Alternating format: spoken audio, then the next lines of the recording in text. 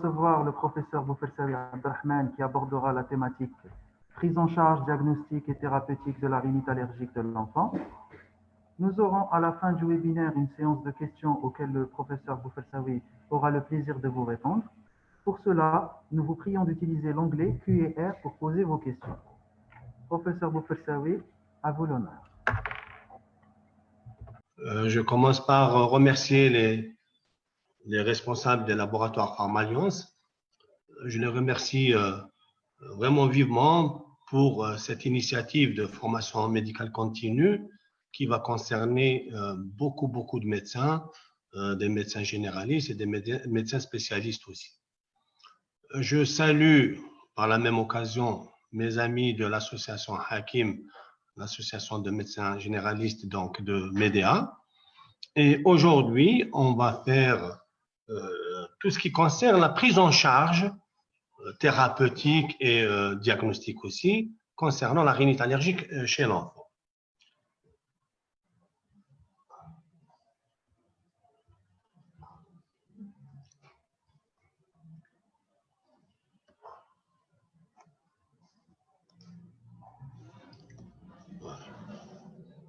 Alors, et on commence par définir ce que c'est la rhinite allergique.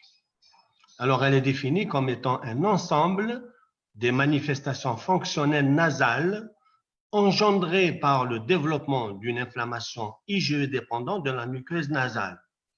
Bien sûr, en réponse à l'exposition à différents types d'allergènes. Est-ce qu'elle est fréquente? Elle est relativement fréquente dans beaucoup de pays. Et en Europe, la prévalence chez l'adolescent, elle varie selon les pays, selon les régions aussi, entre 15 et pratiquement 38%. Aux USA, elle est autour de 24%. Et en Algérie, selon une enquête qui a été faite dans le cadre de l'étude ISAC en 2009, donc on a retrouvé que la prévalence chez les adolescents, elle était de 20,7%. Et cette rhinite allergique, elle est plus fréquente, plus prévalente chez l'adolescent que chez le jeune enfant. Ceci est bien expliqué par cette étude allemande qui a pris donc presque 500 enfants âgés entre 3 et 13 ans. Et on voit très bien que chez les enfants donc, qui ont des parents qui ne sont pas allergiques, cette rhinite allergique, elle est de 6% à l'âge de 3 ans, mais vous voyez que pour les adolescents, à l'âge de 13 ans, elle est de 24%. Pour vous dire qu'elle est plus fréquente chez l'adolescent que chez le jeune enfant. Pour les enfants qui ont un ou deux parents allergiques, là, c'est un autre problème puisque cette prévalence, elle est plus importante puisqu'il y a le terrain atopique chez les parents. Elle est de 13% à l'âge de 3 ans et elle est de 44% à l'âge de 13 ans. Mais même chez l'adulte, si vous voulez, ou chez l'adolescent, c'est vrai que les symptômes commencent, dans la plupart des cas, ils commencent donc les 20 premières années de la vie. Ceci est expliqué par cette cohorte qui est citée dans plusieurs articles. C'est la cohorte TAS, qui est une étude prospective qui a été faite en Tasmanie. C'est des enfants qui ont été suivis depuis l'âge de 7 ans jusqu'à pratiquement l'âge de 44 ans. Et on voit qu'à 7 ans, il y avait parmi les 8500 enfants qui ont été suivis, il y avait 13% d'entre eux qui avaient une rhinite allergique. Et ces enfants ont été suivis jusqu'à l'âge de 44 ans. Et on voit que parmi les enfants qui avaient une rhinite allergique donc à l'âge de 7 ans, 73% d'entre eux avaient toujours une rhinite à l'âge de 44 ans. Pour vous dire que la rhinite allergique commence tôt dans la vie. Alors, là aussi, pour expliquer cette fréquence qui est plus importante chez l'adolescent que chez l'enfant d'âge scolaire ou chez les jeunes enfants, il y a cette étude allemande qui a étudié la rhinite allergique chez pratiquement presque 3000 enfants. Et on voit que la prévalence, elle double entre l'âge de 9 à 11 ans et de pratiquement l'âge de 15 à 18 ans. Pratiquement, donc, le taux a doublé. Alors, les symptômes de rhinite allergique sont plus importants chez l'adolescent que chez le jeune enfant ou chez l'adulte. Et ça, c'est expliqué par cette étude qui a comparé donc les symptômes chez le jeune enfant, chez l'adolescent, chez l'adulte, et on trouve que dans tous les symptômes de la rhinite allergique, c'est plus important chez l'adolescent, et donc ça influe beaucoup la vie de l'adolescent que chez l'adulte ou chez l'enfant. Et bien sûr, cette rhinite allergique, elle a un impact. Elle impacte sur d'abord le sommeil, sur le type de sommeil, sur la qualité de sommeil et sur la durée de sommeil. Et elle impacte aussi sur l'absentéisme scolaire, sur la productivité et les résultats scolaires des enfants et des étudiants même à l'université, et puis bien sûr sur le résultat des examens, que ce soit au collège, au lycée et même chez les étudiants qui ont été vus, qui sont à l'université, on va dire. Alors, comment faire le diagnostic? D'abord, l'évaluation clinique. Et dans l'évaluation clinique, c'est l'interrogatoire qui est très important. Bien sûr qu'il faut faire un examen clinique, une rhinoscopie antérieure, on va voir comment on l'a fait. Et les examens complémentaires, et le plus important dans les examens complémentaires, c'est l'exploration allergologique faite par les tests cutanés allergologiques. Donc, si on revoit un petit peu dans notre tête la définition donc, de la rhinite allergique, c'est des symptômes donc, qui sont engendrés par une muqueuse qui est inflammatoire. Et donc, si vous voulez, c'est des symptômes qui sont IgE médiés. Et donc, pour faire le diagnostic, l'interrogatoire et les tests cutanés, en général, ça fait, dans la plupart des cas, le diagnostic de la rhinite allergique. Alors, l'interrogatoire, c'est une étape principale du diagnostic. Alors, effectivement, on a les symptômes cardinaux, les symptômes principaux de la rhinite allergique, c'est les éternuements, c'est la rhinorrhée, c'est l'obstruction nasale et le prurite nasal. Mais c'est des symptômes qui sont retrouvés dans toutes les étiologies de rhinite, on va dire.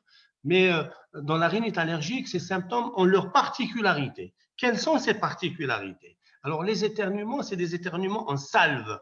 La rhinorrhée, elle est claire. L'obstruction, elle est bilatérale. Et donc, au final, on a des enfants qui ont souvent le nez bouché et d'autres enfants qui ont le nez qui coule. Bien sûr qu'il y a les autres symptômes qu'on peut retrouver, qu'on doit rechercher, comme le larmoiement, le prurite conjonctival, le prurite du palais et des conduits auditifs externes. Ça peut être un écoulement nasal postérieur, ça peut être aussi des céphalées frontales, une asthénie, des troubles du sommeil. On a vu que cette rhinite allergique impacte beaucoup sur le sommeil et au final, peut-être que ça impacte aussi sur l'activité de l'enfant, bien sûr sur la qualité du sommeil et on peut avoir une hyposmie ou anosmie transitoire. Donc, à l'interrogatoire, va essayer donc de voir la périodicité de ces symptômes, les circonstances déclenchantes, à savoir la saison, le climat, le lieu, le contact avec un animal éventuellement, l'environnement domestique, l'horaire de survenue et rechercher systématiquement un asthme ou une hyperréactivité bronchique. Donc, après cette étape de l'interrogatoire, on peut dès à présent faire la classification de cette rhinite allergique selon le consensus de l'ARIA. Et on parle donc de rhinite intermittente si les symptômes apparaissent moins de 4 jours par semaine ou moins de 4 semaines d'affilée par an. On parle de rhinite persistante si les symptômes surviennent plus de 4 jours par semaine et à ce moment-là, là c'est ou, ici c'est et 4 semaines d'affilée. Mais en fait, d'après les recommandations dernières de 2016 de l'ARIA, on parle maintenant plutôt des symptômes dans l'intermittente, des symptômes qui surviennent de moins de 4 semaines d'affilée et ici, plus de 4 semaines d'affilée. Donc, on a enlevé cette notion de jours par semaine. Et on parle de rhinite légère et de rhinite modérée à sévère. Là, modérée à sévère, c'est une rhinite qui Donc, c'est des symptômes qui vont impacter la vie scolaire, la vie sociale de l'enfant, et puis l'activité physique ou, bien sûr, professionnelle chez les adultes, on va dire. Et là aussi, d'après les recommandations dernières, ça a changé un petit peu, et on parle maintenant de rhinite légère et rhinite carrément sévère. Donc, on a enlevé le terme de modéré. L'examen clinique, on le fait systématiquement et donc on va peut-être voir si l'enfant ne présente pas un pli nasal horizontal caractéristique, qui est lié au frottement répété du nez et qu'on appelle le salut de l'allergique. On va rechercher un deuxième pli palpébral inférieur qui est ce qu'on appelle le signe de Denis-Morgan, qui est commun à tous les enfants allergiques. On va rechercher un larmoiement ou une hyperémie oculaire. L'examen de l'oropharynx va voir un petit peu la taille des amygdales et va rechercher s'il y a éventuellement l'écoulement nasal postérieur. Une otoscopie pour déceler s'il n'y a pas une otite séreuse et puis l'auscultation pulmonaire à la recherche de sibilants. La rhinoscopie antérieure doit être faite carrément au cabinet du patient. Donc, regardez ici, on peut la faire par un simple otoscope ou bien si on a un spéculum buval. La fibroscopie nasale est réservée donc aux médecins ORL et on la demande dans des cas bien spécifiques. Mais déjà, au stade du cabinet du généraliste ou d'un pédiatre on peut déjà faire l'examen rhinoscopique, la rhinoscopie antérieure, déjà au cabinet, à la consultation. La rhinoscopie antérieure, elle va apprécier le degré de l'œdème, la coloration de la muqueuse. Alors, c'est vrai que la coloration de la muqueuse de façon spécifique, rose pâle ou lilas, qu'on peut retrouver, mais en fait, la muqueuse peut prendre n'importe quel aspect sur le plan coloration. Et ça va rechercher s'il n'y a pas la présence de sécrétion nasale. Elle retrouve parfois une hypertrophie des cornets inférieurs, déjà. Et puis, la rhinoscopie va éliminer les autres causes de dysfonctionnement nasal, comme la déviation de la cloison nasale. Alors, après l'interrogatoire, donc pour faire le diagnostic de la rhinite allergique, il nous faut une preuve allergologique qui est faite par les tests cutanés allergologiques. Alors, on va se poser quelques questions. Alors, dans le cadre de la rhinite allergique, les tests, on les fait pourquoi, on les fait quand, c'est-à-dire à quel âge, et on les fait comment. Alors, pourquoi? C'est d'abord pour faire le diagnostic, on l'a dit dans la définition. Et bien sûr, pourquoi? Pour faire l'éviction de l'allergène identifié. Et éventuellement, si on préconise de faire une désensibilisation, donc ça va nous servir pour voir si on peut faire le traitement vaccinal. Quand? Donc, pas de limite inférieure d'âge, mais en général, dans les pathologies respiratoires, on les fait à partir de l'âge de 3 ans. Comment choisir les tests? Donc, on va choisir les tests en fonction de l'histoire clinique, en fonction des facteurs déclenchants, bien sûr, et en fonction du cadre de vie de l'enfant. Alors, on va rechercher éventuellement des allergènes de maison, essentiellement chez les enfants de moins de 5 ans, parce qu'en général, ils ne sortent pas. Et à partir de 3 ans, on va dire, et plus, on va associer, bien sûr, les allergènes d'extérieur. Comment on va faire les tests?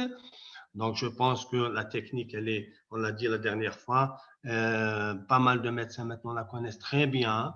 Donc, il faut, bien sûr, on le fait au niveau de la face antérieure de l'avant-bras et chez les nourrissons, on peut les faire au niveau du dos. Comment on les fait? On dépose une goutte donc, de la solution à tester sur l'avant-bras ou sur le dos en essayant de garder une distance de 2 à 3 cm d'une goutte à une autre. Et bien sûr, on va marquer au stylo l'emplacement de la goutte à poser. Et à côté des allergènes, on va prévoir de faire un contrôle positif, ça sera de l'histamine ou du phosphate de codéine, et un contrôle négatif, c'est la solution d'ion de l'allergène. Et puis, ce qui est bien dans les tests cutanés allergologiques, c'est que c'est des tests qui ne sont pas coûteux, c'est des tests qui sont faciles à faire, mais aussi, l'avantage essentiel aussi, c'est que le résultat, on l'a en un quart d'heure. Et en un quart d'heure, on a ce qu'on appelle la triade de Lewis. La triade de Lewis, c'est quoi? C'est une papule, c'est un érythème et un prurite. C'est ça la triade de Lewis. Et pour dire qu'un allergène est positif ou négatif, on va se référer sur le consensus pédiatrique de l'Association européenne des maladies allergiques. Qui, alors pour dire que c'est positif, on va voir le diamètre de la papule et non pas l'érythème, c'est le diamètre de la papule. Ce diamètre-là, il est calculé à l'aide d'une réglette. Il faut qu'il doit être au moins supérieur de 3 mm au témoin négatif qui est négatif et au moins égal à la moitié de celui du témoin positif. Alors, le dosage des IgE spécifiques, à quel moment on va les demander? C'est vrai que c'est un complément de grande valeur pour le diagnostic, mais qui ne peut pas remplacer les tests cutanés d'allergie. Les tests cutanés seuls suffisent. Alors, ces IgE spécifiques sont inutiles quand on a une histoire clinique corrélée à la sensibilité cutanée. Exemple, on a une rhinite au printemps avec des tests cutanés positifs au pollen de graminées. Donc, il y a une concordance, donc ce n'est pas la peine de faire autre chose. Alors, l'indication de ces IgE spécifiques sériques, on les fait dans quelques cas. Lesquels ces cas-là? C'est quand on a une discordance entre un allergène cliniquement suspecté et les tests cutanés. Ils sont indiqués aussi quand on veut rechercher un allergène rare qui n'est pas disponible dans la batterie des tests cutanés. À ce moment-là, on est obligé de se référer aux IgE spécifiques. Et on les fait quand les tests cutanés sont irréalisables. Pourquoi irréalisables? Parce que l'enfant a une dermatose étendue. Et on sait très bien que les tests cutanés, on doit les faire sur une peau saine. Ou bien des tests cutanés ininterprétables. Pourquoi ininterprétables? Parce que peut-être que l'enfant, il est sous antihistaminique, mais qu'on ne peut pas arrêter, ou bien il a un dermographisme. Parfois, il y a des enfants qui ont des symptômes importants, et on les met sous un antihistaminique, et on sait très bien que pour faire les tests cutanés, il faut arrêter les antihistaminiques deuxième génération 5 à 7 jours. Chez certains enfants, dès qu'on arrête 1 ou 2 jours, les symptômes reprennent de plus belle et l'enfant est handicapé par ça. Donc, on ne peut pas les arrêter. À ce moment-là, au lieu de faire les tests cutanés, on fera les IgE spécifiques. Et bien sûr, pour ceux qui ont un dermographisme, c'est-à-dire que l'enfant a une peau hypersensibilisée, on met n'importe quoi, même de l'eau distillée, ça donne une réaction. Donc, on ne peut pas lire ces tests. Ce qu'il ne faut pas faire, par contre, le dosage des IgE totales. Il y a certains enfants qui sont allergiques, ils ont des IgE totales normales. D'autres qui ne sont pas allergiques, ils ont des IgE totales normales, donc plutôt augmentées. Donc, on ne peut pas se fier à ça. Les tests multi-allergéniques, qui sont coûteux et qui ne donnent pas beaucoup de renseignements sur le statut allergénique de l'enfant.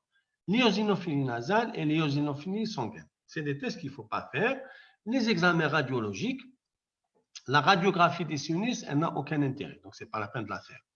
La radiographie du cavum pour voir le volume des végétations adénoïdes, donc ça fait maintenant quelques années maintenant qu'elle est remplacée par la nasofibroscopie, on ne la demande plus. La TDM qui est demandée parfois pour essentiellement quand on a un doute diagnostique, pour faire le diagnostic différentiel. Alors quand on a une rhinite allergique pure, elle n'est pas nécessaire. La mesure des résistances nasales, ça c'est un test qui est très spécifique. On le fait généralement dans des centres hyper spécialisés, même en Europe. Elle n'est pas faite, cette mesure n'est pas faite partout. C'est le débitmètre de pointe inversé, ce qu'on appelle le PNIF test. Il est difficile chez le jeune enfant. D'ailleurs, même en Europe, on vous dit qu'on ne le fait pas de façon régulière. Et la rhinomanométrie. Le test de provocation nasale. Qu'est-ce que c'est que ce test de provocation nasale? Là aussi, c'est un test spécifique qui est fait dans des centres hyper spécialisés. Hein.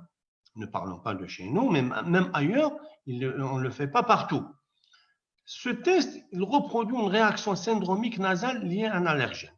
C'est-à-dire, on dépose un allergène suspecté au niveau de la muqueuse nasale et l'enfant fait des symptômes de rhinite, qu'on a vu tout à l'heure, les symptômes cardinaux. Quand est-ce qu'il est indiqué ce test de provocation nasale?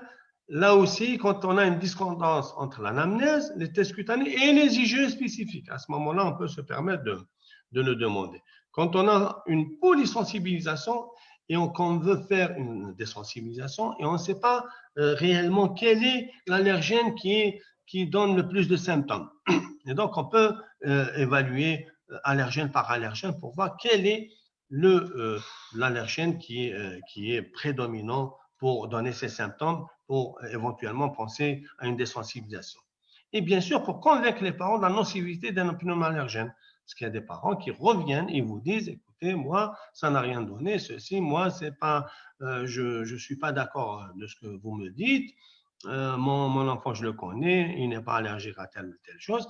Pour lui prouver, on lui fait ce test de provocation nasale, on prend l'allergène auquel l'enfant est vraiment allergique, on le dépose sur la muqueuse nasale et l'enfant commence à présenter des symptômes de rhinite. Mais en fait, c'est des tests longs.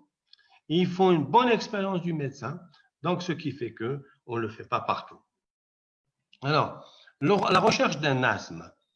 D'ailleurs, la muqueuse nasale, elle est la même que la muqueuse bronchique. Donc, très souvent, on a un asthme associé à la rhinite allergique. Et quand on voit cette étude, donc pour chercher un petit peu les comorbidités de façon, elle est sur le plan allergologique, chez les enfants qui présentent une rhinite allergique, on trouve essentiellement, bien sûr il y a les autres, mais c'est surtout l'asthme dans 57%. Donc l'asthme est associé à la rhinite allergique dans cette étude multicentrique qui a regroupé 1275 enfants. La recherche de l'asthme se fait par l'interrogatoire, par un examen clinique et par la fonction respiratoire. Alors, le risque de survenue d'asthme succédant à une rhinite allergique, il est entre 10 à 40% des cas. C'est selon l'âge, selon la charge allergénique globale et selon le résultat des EFR. Et regardez cette étude française qui a été faite sur 404 enfants asthmatiques âgés entre 3 à 18 ans. Le diagnostic de rhinite allergique chez ces enfants-là était de 58%, donc de 58%. Mais en fait, il était plus fréquent chez les adolescents. Regardez dans la tranche 12-18 ans, donc il y a 70% de ces enfants-là présentent un asthme plus une rhinite allergique. Alors, le diagnostic différentiel. Quand est-ce qu'on y pense? Alors, on pense au diagnostic différentiel quand on a une symptomatologie atypique, quand on a un doute diagnostique et quand on a un échec d'un traitement médical bien conduit. À ce moment-là, le bilan ORL devient obligatoire, à savoir l'examen clinique, l'endoscopie, et parfois on va jusqu'à l'IRM. Et parfois, on va jusqu'aux examens spécialisés, bien sûr, selon l'orientation diagnostique. Alors, les signes qui orientent vers un diagnostic différentiel, c'est tout à l'heure, on a parlé que les sécrétions dans la rhinite allergique, c'est des sécrétions qui sont claires. Et quand on a des sécrétions qui sont tout le temps purulentes, là, à ce moment-là, on pense à autre chose que la rhinite allergique.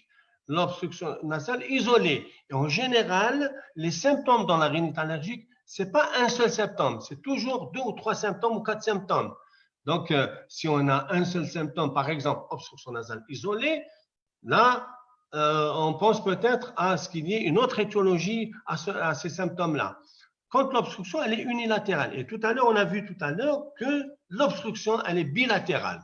Ou bien, si elle est bilatérale et rebelle au traitement habituel que l'enfant prend régulièrement et qu'il le fait bien. L'obstruction nasale posturale, donc à bascule. Alors là aussi, il faut chercher autre chose. Quand on a une rhinorrhée antérieure unilatérale ou postérieure isolée, là aussi. Quand on a une épistaxis, des algies faciales, une anosmie durable. Tout à l'heure, je vous ai dit que l'anosmie était transitoire, qu'elle cède après traitement. des facteurs déclenchants autres que les allergènes habituels et bien sûr quand on a un contexte clinique particulier. Dans le cadre de la dyskinésie ciliaire primitive, des DDB, de la mucoviscidose, d'un déficit immunitaire ou maladie auto-immune. À ce moment-là, quels sont les diagnostics différentiels auxquels on pense? D'abord, chez l'enfant, surtout chez l'enfant de moins de 5 ans, c'est surtout les rhinites infectieuses. Donc, les rhinites infectieuses, c'est surtout viral, parfois bactériennes, mais surtout virales, qui surviennent en période hivernale. C'est des petites épidémies en collectivité. Il y a de la fièvre qui est associée, l'écoulement nasal antérieur ou postérieur, mais purulent à ce moment-là. Et très souvent, on a des adénopathies cervicales de type inflammatoire. Il existe d'autres diagnostics différentiels, comme les rhinites médicamenteuses, suite à la prise d'aspirine ou d'anti-inflammatoires stéroïdiens, les rhinites à eosinophiles, une déviation septale, une atrésie choanale unilatérale, une hypertrophie des voies aériennes, un corps étranger intranasal et une dyskinésie ciliaire primitive. Voilà en gros les diagnostics auxquels on y pense, les diagnostics différentiels. Donc, on a fait le diagnostic, on a vu comment on fait pour faire un diagnostic à l'interrogatoire et l'exploration cutanée allergologique faite par les prick tests ou les tests cutanés. On a fait le diagnostic différentiel. Comment on y pense, à quoi on pense comme diagnostic différentiel. Et là, on va faire la prise en charge. La prise en charge dont les buts sont d'alléger, voire de prévenir les symptômes, d'améliorer la qualité de vie de l'enfant et bien sûr de sa famille. Comment on fait? Alors, les armes thérapeutiques, il y a l'éducation thérapeutique qui est importante, l'éviction allergénique, c'est la première chose qu'on fait, le traitement médicamenteux et bien sûr, dans certains cas, l'immunothérapie spécifique. L'éducation thérapeutique, c'est un chapitre qui est très, très important, toujours dans les maladies chroniques. Il faut donner de l'importance à l'éducation thérapeutique. Cette éducation thérapeutique va faire comprendre la nature de la maladie, la rationalité des traitements, le mode d'administration des médicaments et leur mode d'action. Tout ça, ça va permettre de faciliter l'adhésion au traitement, ce qui est très important. L'éviction allergénique, c'est surtout les acariens et les allergènes des animaux. Alors qu'il y a plusieurs choses à faire, alors toujours il faut les faire, le lavage des sols et murs, le retrait des moquettes parce que ça permet de retenir les poussières de maison, l'utilisation parfois des acaricides, le lavage fréquent des draps, changement des oreillers et des couvertures, des housses anti-acariens qui se vendent partout maintenant et pour ceux qui ont des chats, on recommande de laver les chats toutes les 2 semaines. Mais en fait, cette éviction, on l'a fait, mais en fait, tous les auteurs s'accordent pour dire qu'elle a juste un effet bénéfique minimal sur un contrôle des nases associé à la rhinite allergique. Mais quand même, on l'a fait de façon systématique. Les traitements médicamenteux, on a les antihistaminiques par voie orale et par voie intranasale aussi. On a les corticoïdes, on a les antileucotriènes et les autres. Alors, les antihistaminiques, c'est généralement maintenant les antihistaminiques de 2e génération. Ils sont efficaces sur les symptômes nasaux, mais aussi sur le prurite vélopalatin, sur les signes oculaires. Ils sont peu opiacédatifs. Donc, pas de retentissement sur les activités scolaires et les activités sportives. Donc, on peut les recommander de le prendre le matin. Bien sûr, l'utilisation des macronides ou du kétoconazole, donc pour certains antihistaminiques, il faut être prudent. Voilà un tableau qui résume un tout petit peu donc le type des antihistaminiques de 2e génération, la forme en comprimé en sirop et bien sûr l'âge qui est permis à partir duquel on peut le donner. Et on voit que la desloratadine, on peut la donner à partir de l'âge de 1 an et les autres à partir de l'âge de 2 ans. Alors, pour dire un tout petit peu quelques mots sur la desloratadine, alors, l'association desloratadine et érythromycine, Alors, beaucoup d'auteurs vous disent maintenant il n'y a pas de prolongation de l'intervalle QT. Donc, on le donne avec une certaine aisance. Concernant l'azithromycine, c'est-à-dire des desloratadine associés à l'azithromycine, il n'y a pas d'augmentation d'espace QT du PR ou du QRS. Pour l'association desloratadine kétoconazole, pas d'interaction clinique significative, là aussi. Et puis, pour le fait qu'on donne la desloratadine associée au jus de fruits, il n'y a pas, donc quand on donne les jus de fruits, il n'y a pas d'influence sur la disponibilité systémique concernant la prise de desloratadine. Les corticoïdes locaux. Les corticoïdes locaux, ils ont une efficacité supérieure aux antihistaminiques pour les symptômes nasaux, essentiellement l'obstruction nasale. Ils sont efficaces non seulement sur les symptômes nasaux, mais aussi sur les manifestations oculaires et les troubles de l'olfaction. Ils peuvent avoir des effets secondaires les premiers jours. Hein, les enfants vous citent ces petits symptômes à type de picotement, d'éternuement et même parfois une épistaxis mineure, mais il faut les rassurer parce que c'est des symptômes qui vont disparaître en quelques jours. Les seules contre-indications de ces corticoïdes locaux, c'est l'épistaxis de grande abondance, hein, qu'on le sache bien, et puis les infections locales, surtout à herpès. Hein, pour les infections bactériennes, il n'y a pas de souci, on peut le donner. Là aussi, voilà, j'ai prévu un tableau qui résume tous les corticoïdes locaux qu'on peut donner et qui sont, la plupart d'entre eux sont disponibles en Algérie. Et dans la plupart des cas, c'est les corticoïdes nasaux qu'on peut donner à partir, pour certains, à partir de l'âge de 3 ans.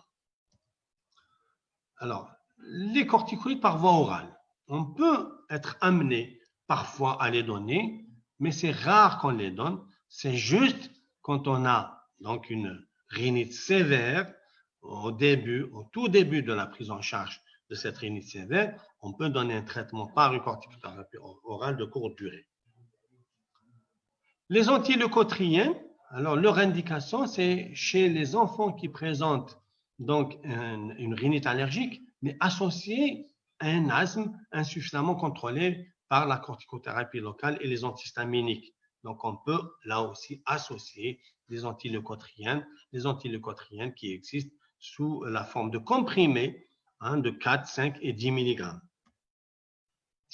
Le chromoglycate de sodium, hein, qui existe ailleurs, il y avait un moment où il existait chez nous, c'est un produit qui inhibe la dégranulation des mastocytes. Et leur indication, son indication, le chromoglycate disodique, c'est la rhinite allergique saisonnière et apériodique. L'efficacité elle est inférieure aux antihistaminiques et corticoïdes locaux, mais l'essentiel de ces avantages, c'est qu'il n'y a pas de limite d'âge inférieur pour son utilisation. Sauf qu'il faut les donner beaucoup dans la journée, jusqu'à 2 à 6 applications par jour.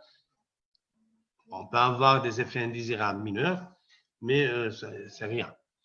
Pour l'acide N-acétylaspartate-glutamique, il est vendu sous le nom de Rynaxia, mais il n'existe pas chez nous. Là aussi, à un certain moment, on l'avait chez nous, mais maintenant on ne l'a pas. Il est légèrement plus efficace que le chromoglycate de sodium, mais sa tolérance, elle est moins bonne. Là aussi, il faut 5 applications par jour.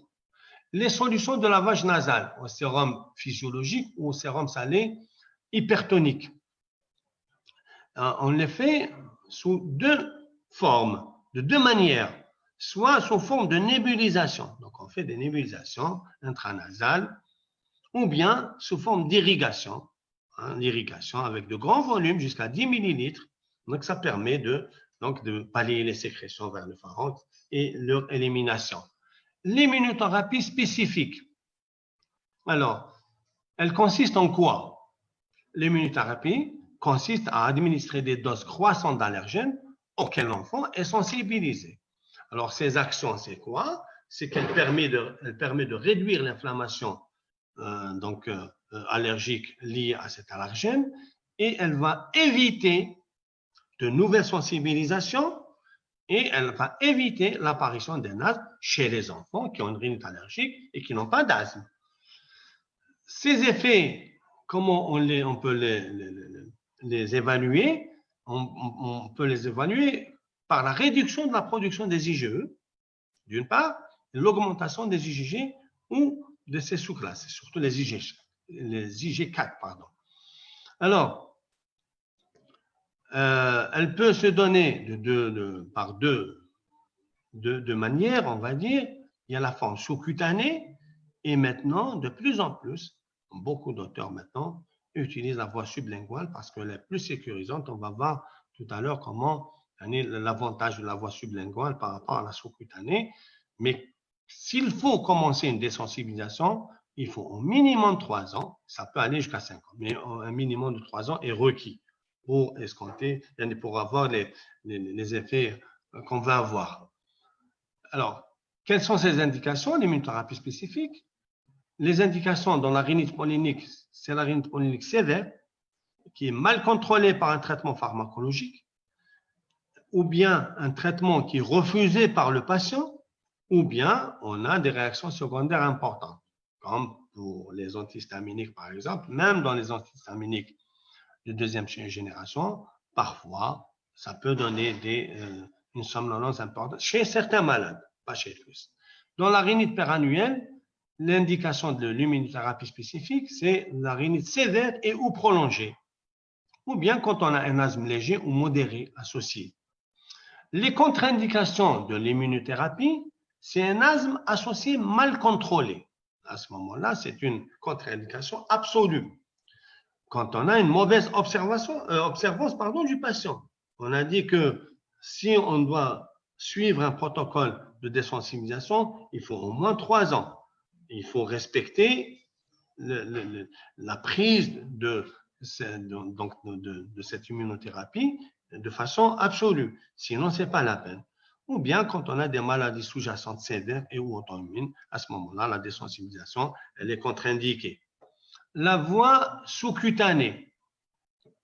On va parler un petit peu de la voie sous-cutanée. Dans la voie sous-cutanée, pour les principaux allergènes, c'est les acariens de poussière de maison. D'une part, les pollens de graminées, l'ambroisie, pariétaire, bouleau, et les poils de chat.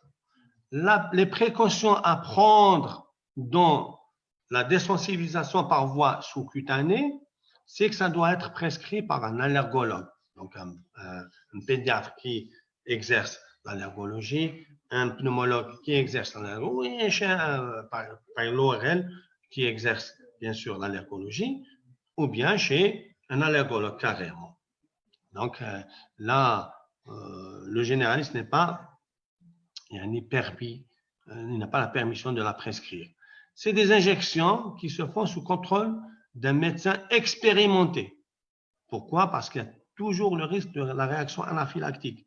C'est pour ça qu'il faut, quand on met l'injection, et c'est le risque du choc anaphylactique existe à chaque injection. Ce n'est pas uniquement à la première prise.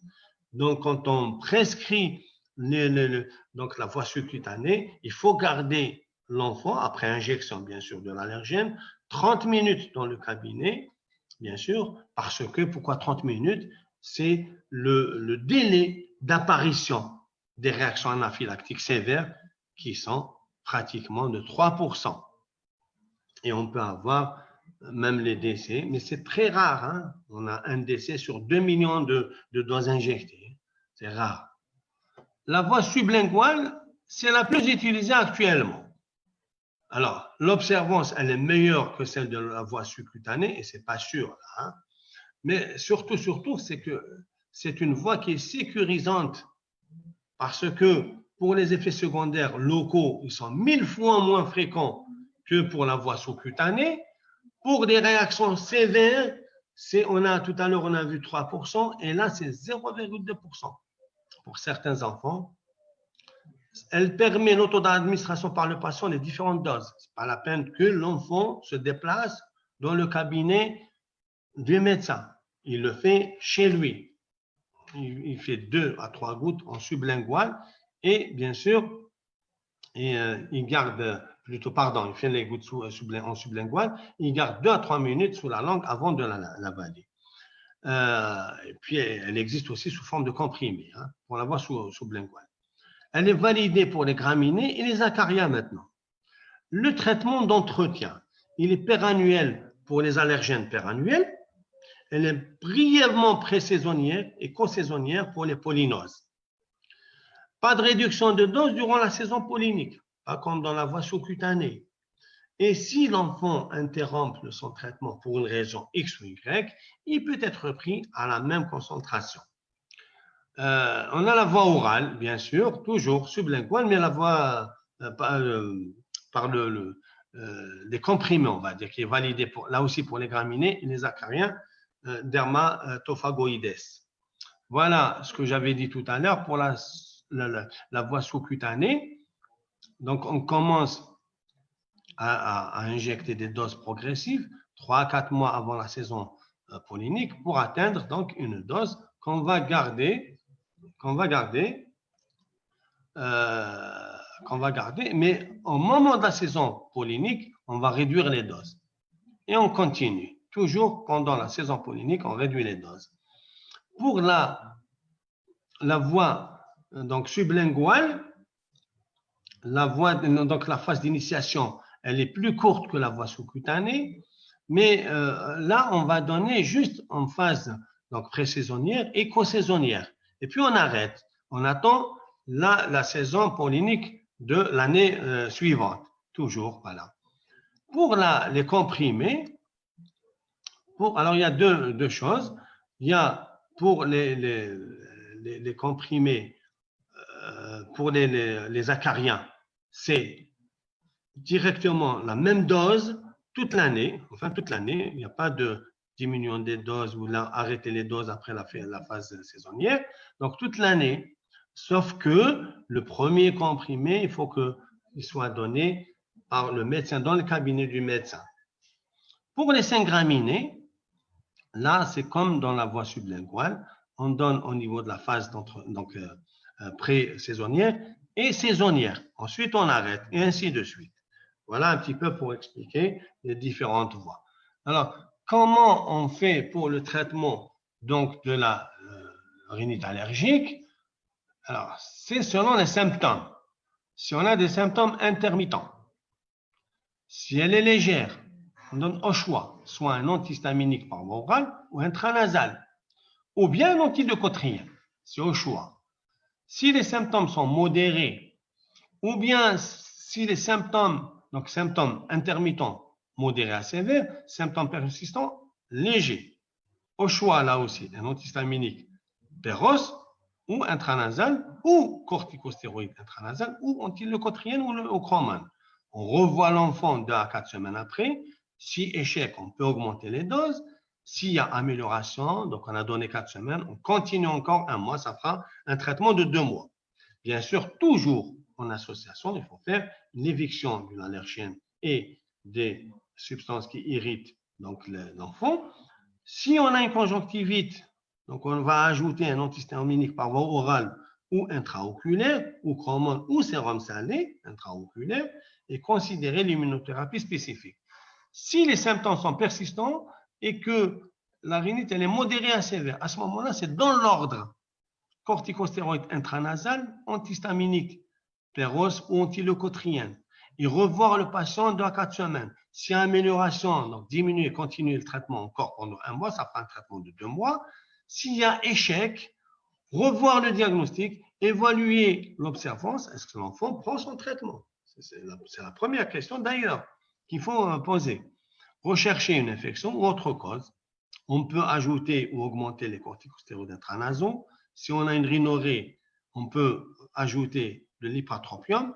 Si on a une obstruction nasale importante, on peut, comme on l'a dit tout à l'heure, faire une petite courte de corticostéroïdes péros. S'il y a échec, il faut avoir un avis chirurgical. Ça, c'était donc dans les recommandations de l'ARIA 2010. Ce qui a changé dans les recommandations nouvelles de 2016, à part la classification dont on a parlé tout à l'heure, pour les traitements. Et il y a eu des experts qui se sont réunis et on leur a posé, donc, pour plancher, sur 6 questions. La première question qu'on leur a posée, alors, c'est la comparaison sur le plan thérapeutique entre un antihistaminique oraux plus corticostéroïdes intranasaux versus corticoïdes intranasaux seuls. leur a dit qu'est-ce que vous en pensez. Voilà la réponse de la plupart donc, des experts. Si elle est intermittente, ils ont dit pas de préférence. Si elle est permanente, on a préféré les corticoïdes intranasaux. Pourquoi? Parce que si on associe les deux, ça va revenir cher pour le patient.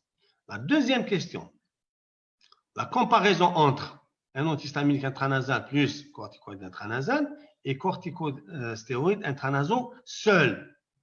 Quelle est l'attitude à prendre selon vous? Ils ont tous dit, aussi bien que pour l'intermittente ou la permanente, il n'y a pas de préférence. C'est au choix du médecin. Il réfléchit et il donne ce qu'il a à donner. Troisième question. Antihistaminique intranasaux plus corticoïdes intranasaux versus antihistaminique intranasaux seul. Donc, dans l'intermittente, on a préféré de donner les deux, antihistaminiques intranasaux et corticoïdes intranasaux. Pour la permanente, ils n'ont pas voulu émettre un avis. C'est donc au choix du médecin. Concernant les antileucotriènes versus antihistaminiques oraux, dans l'intermittente, ils ont dit il n'y a pas de préférence, il n'y a pas de souci. Vous pouvez donner l'un ou l'autre. Dans la permanente, ils ont opté pour les antihistaminiques oraux. Cinquième question, antihistaminiques intranasaux versus corticoïdes intranasaux. Là, il n'y avait pas photo. C'est les corticoïdes intranasaux qu'ils ont choisi pour la forme intermittente et aussi pour la forme permanente. C'est-à-dire, la dernière question, antihistaminiques intranasaux versus antihistaminiques oraux. Ils ont dit qu'il n'y a pas de préférence. C'est en fonction du choix du médecin avec son patient, bien sûr. Et puis voilà. Maintenant, on va parler de quelques questions qui sont liées à l'infection par le coronavirus, puisqu'on est en pleine période d'infection par le coronavirus. Et on sait très bien que le virus SARS-CoV-2 réside principalement au sein des voies respiratoires. Donc, il a des charges virales élevées dans les fosses nasales et la cavité buccale. C'est pour ça qu'on fait dans ces endroits-là la PCR pour voir s'il y a une charge virale importante ou non. Alors, l'examen clinique des cavités nasales expose à la transmission, bien sûr, du SARS-CoV-2. Il expose de façon directe parce qu'il y a l'inhalation de gouttelettes contaminées et indirecte, bien sûr, par la manière manuportée ou parce que le virus réside aussi dans les surfaces ou les objets contaminés. Donc, dans ces cas-là, par rapport à tout ça, il faut limiter les consultations juste au cas urgent. C'est ça les recommandations de plusieurs sociétés savantes d'ORL. Et laisser la consultation uniquement au cas urgent. Sinon, les autres, on peut les régler par voie téléphonique. Les locaux, il faut les garder avec le moins de matériel possible pour faciliter le nettoyage entre chaque consultation. Il faut toujours nettoyer entre deux malades. Et bien sûr, faire le respect de façon stricte des mesures de prévention. Donc, veiller à la distanciation, l'hygiène des mains, le port de masque, l'entretien des locaux du matériel et la gestion des déchets. Concernant les corticoïdes intranasaux, donc l'idée que les corticoïdes locaux pourraient augmenter la sensibilité au coronavirus, on n'a aucune donnée. C'est des données, c'est des dires qui n'étaient pas fondés. Il y a certains auteurs qui ont dit ça, mais ce n'est pas fondé. Au contraire, la crainte de l'arrêt des corticostéroïdes intranasaux, c'est que dès qu'on arrête les corticoïdes intranasaux, pour les malades rhinitiques qui sont sous traitement corticoïdes intranasaux, ça peut entraîner des symptômes de rhinite. Et donc, ça sera difficile, donc, leur reconnaissance par rapport aux symptômes de COVID-19, puisqu'on peut avoir une rhinorrhée, on peut avoir des éternuements dans le COVID-19. Et cet arrêt-là va favoriser la dissémination du virus parce que l'enfant éternue souvent, il se mouche, et donc s'il est infecté, il va propager le virus. Donc, il est conseillé de continuer l'utilisation des corticoïdes prénasales privilégier les antihistaminiques en spray ou bien par voie orale. Voilà, quand on peut.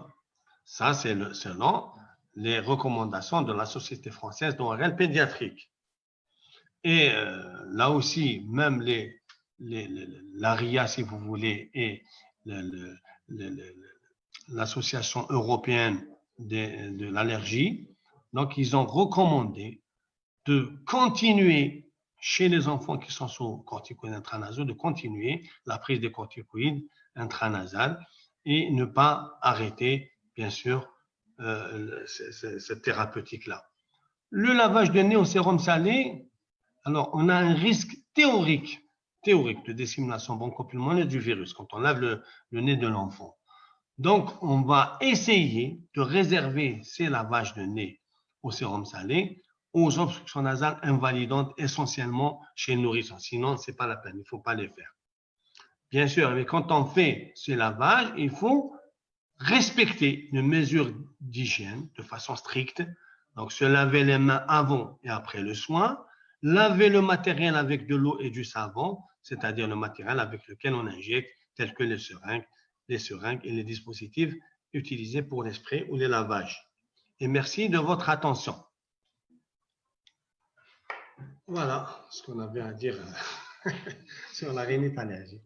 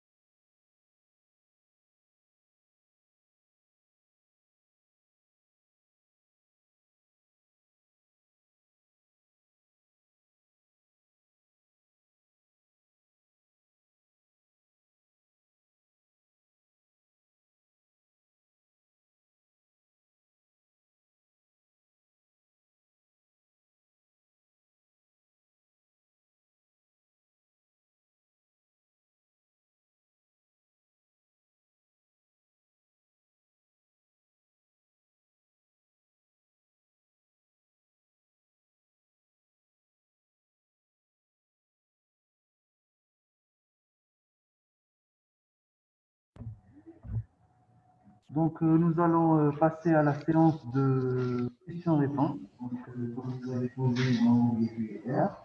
Donc, je recède la parole au professeur Boucherchewi. Professeur, à vous l'honneur. Voilà, on va essayer de répondre à quelques questions pertinentes. Donc, on va dire, pour la première question, à partir de quel âge on fait le test cutané allergologique? Donc, le test cutané allergologique, on peut les faire à tout âge. On va prendre l'exemple des allergies aux protéines de lait de vache, on peut les faire même en période néonatale. Mais particulièrement dans la rhinite allergique, il faut les faire à partir de l'âge de 3 ans. En général, dans les pathologies respiratoires, il faut les faire à partir de l'âge de 3 ans. Ça peut être fait à partir de l'âge de 2 ans.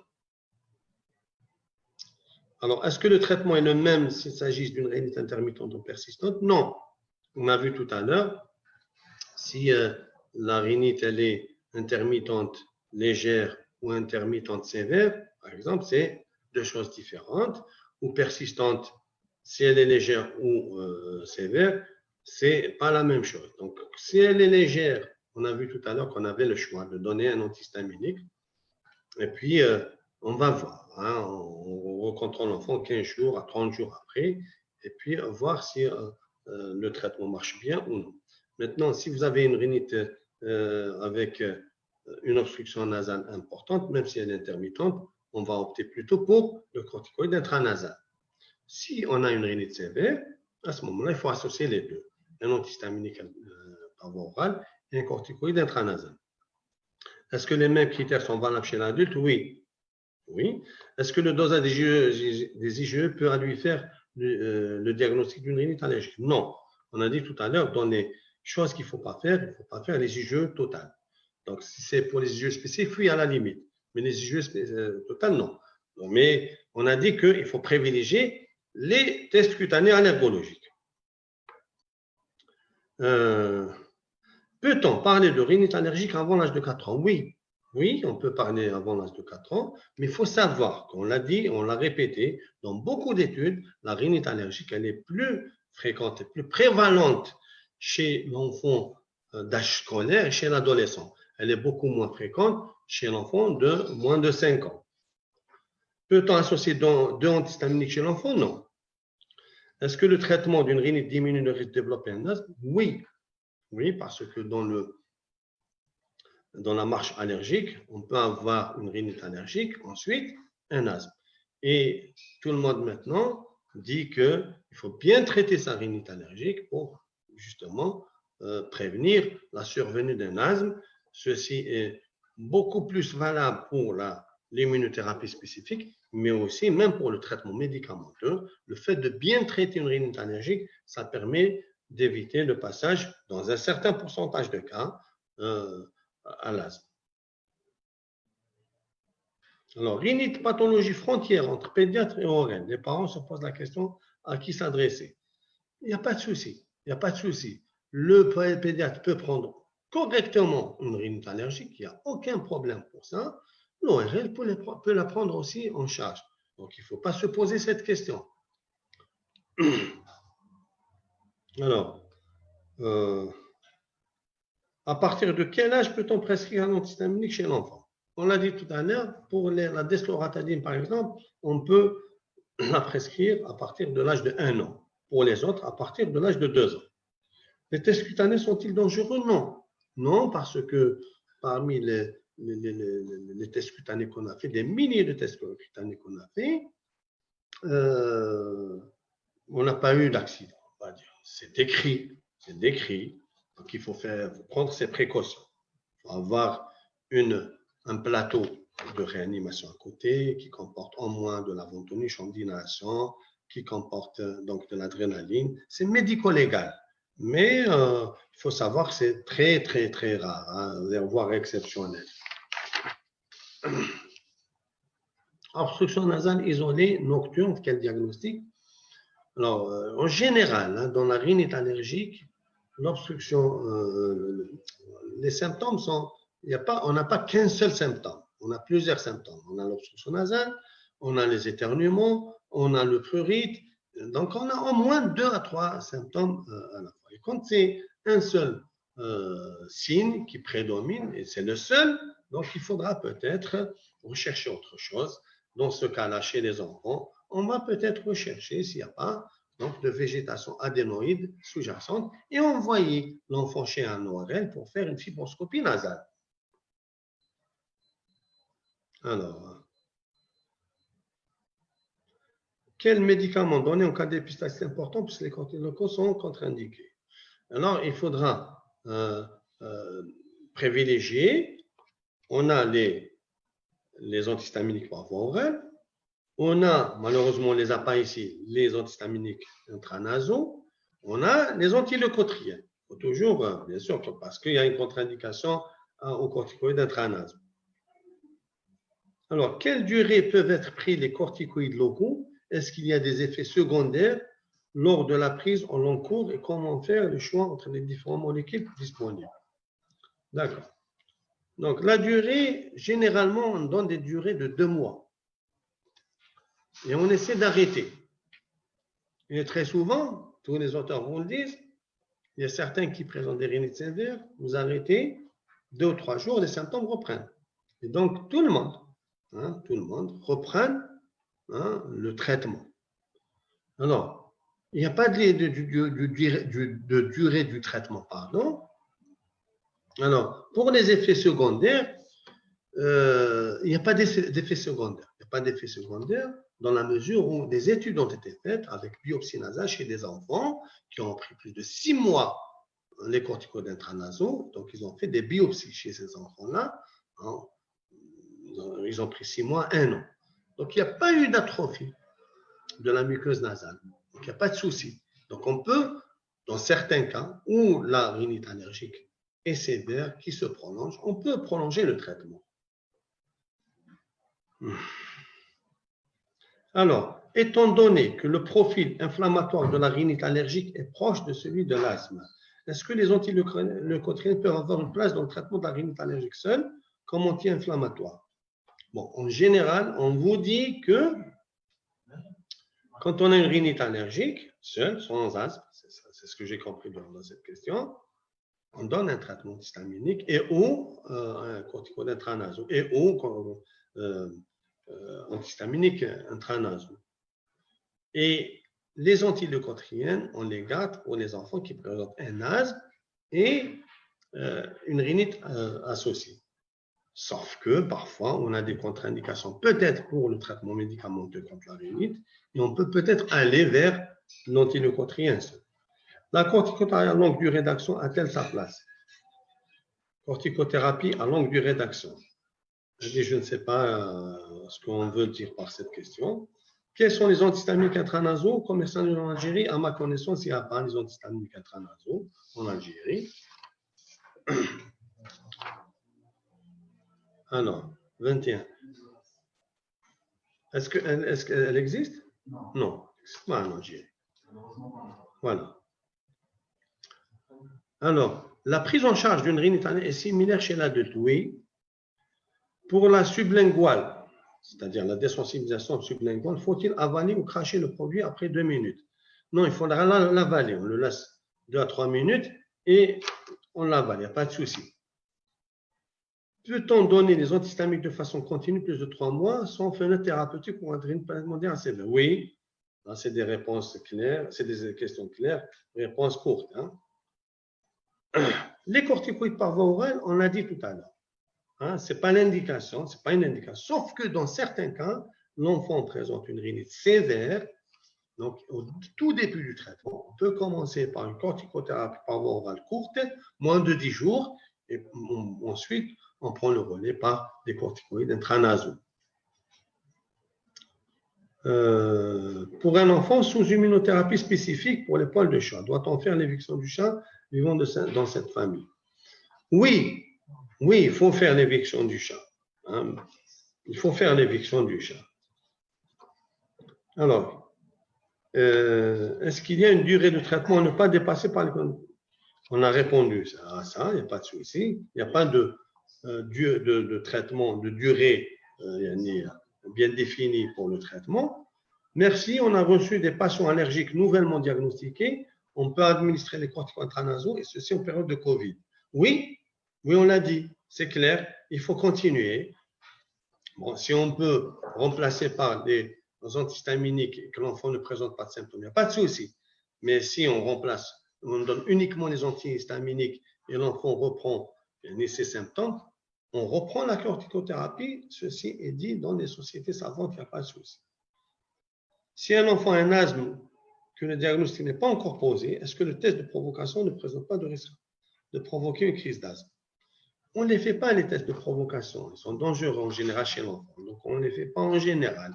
Ça se fait dans certains centres spécifiques ailleurs, mais ici, non. Voilà les questions. Voilà les questions qu'on a eues. Oui, bien sûr. Donc, nous avons eu d'autres questions par la suite. Donc, une question pertinente, c'est pourquoi doit-on prendre des antihistaminiques le matin, professeur? Non, parce que concernant les antihistaminiques de première génération, ils ont des effets secondaires, ils sont somnolents. Donc, on préfère les donner le soir.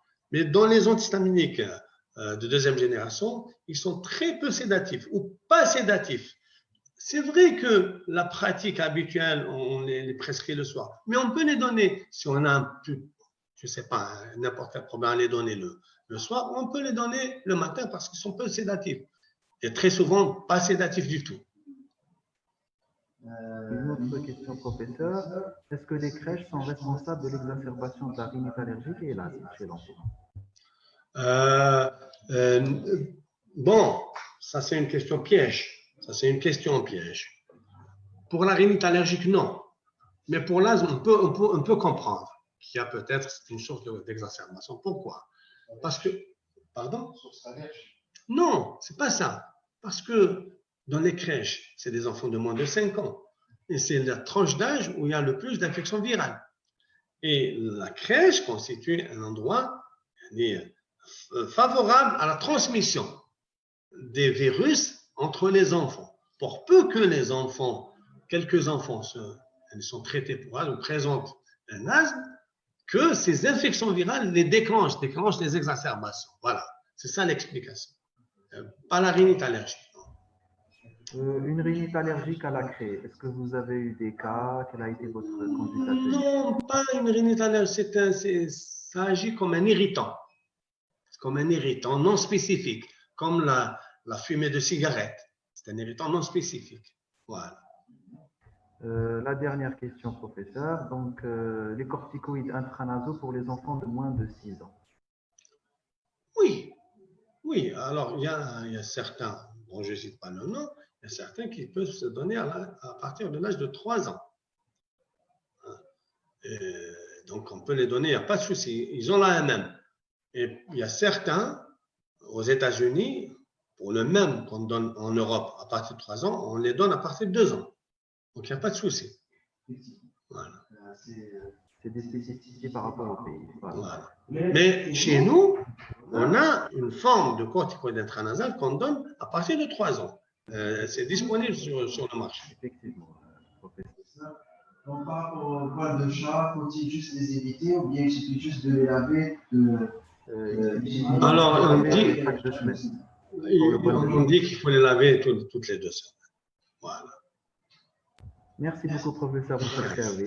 C'est moi qui vous remercie. Voilà, donc les questions seront clôturées pour cette conférence.